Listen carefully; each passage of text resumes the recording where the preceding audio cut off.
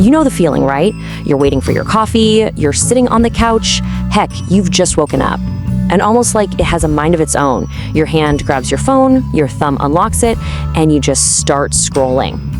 But why do we do that? Okay, let's really get into it. I mean, seriously, think about it for a second.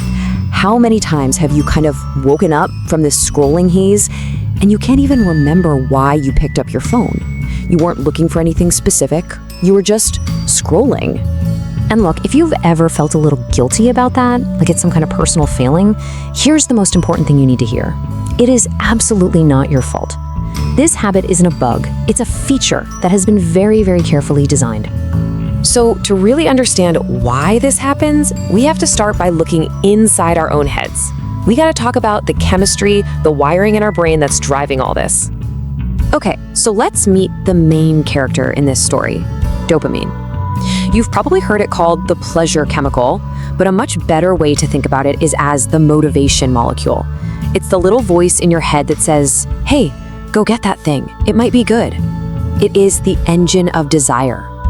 Now here is where it gets really, really fascinating. Our brains go absolutely nuts for rewards that are unpredictable. When you don't know if you're gonna get a reward or when it's coming, your dopamine system just goes into overdrive. It turns out the anticipation, the possibility of a prize, is way more exciting to our brain than actually getting it. And what's the perfect real-world example of that? A slot machine. That's literally what your phone becomes.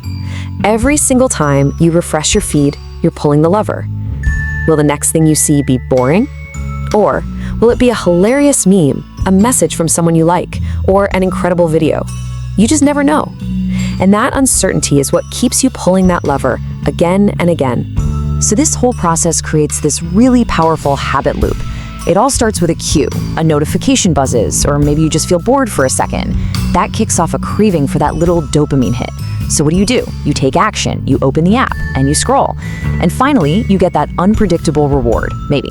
And then the cycle starts all over again, getting just a little bit stronger every single time. So we have our ancient brain wiring doing its thing, but that's only half the story, right? This isn't happening in a vacuum. Now we have to look at the other side of the coin, the external forces, the actual design of the apps themselves. Just think for a second about reading a book. A book has chapters, it has a final page. Your brain gets these nice, clear signals that say, okay, we're done here, time to stop. But a social media feed, it's the total opposite. It's a bottomless pit of content, and it's designed that way on purpose. There's no end, so there's never a natural reason to stop. And the designers of these apps, well, they have a whole toolbox of tricks to hook into our dopamine loops. Infinite scroll is that bottomless pit. The pull to refresh gesture, that's literally you pulling the slot machine lever. Autoplay videos take away the choice to even click play. And push notifications are designed to pull you right back in and restart the whole loop. All of it tailored to you by an algorithm that knows exactly what will catch your eye. And this is so crucial to get. None of this is by accident. It's not a coincidence. Every single one of those features is a carefully crafted hook. They all have one job and one job only, to keep your brain chasing that dopamine and to keep you pulling that digital lever. Okay, so let's put the two pieces of the puzzle together. We've got the internal culprit, our own brain chemistry, and we have the external architect, the clever app design. So what happens when you smash those two things together? You get a perfect storm. It's an epic mismatch. On one side, you've got our brains, which evolved over thousands of years to seek rewards in the wild. And on the other side, you have technology that's being tested and optimized by thousands of engineers every single day to be as irresistible as humanly possible. It's just not a fair fight. Yeah, this quote just nails it, doesn't it? We think we're just using a tool, but we're really participating in a massive system that is built to hold our attention. And just like in a casino, the house always wants you to play just one more round. And how much are we playing? Well, on average, that's how much time a person spends on their phone.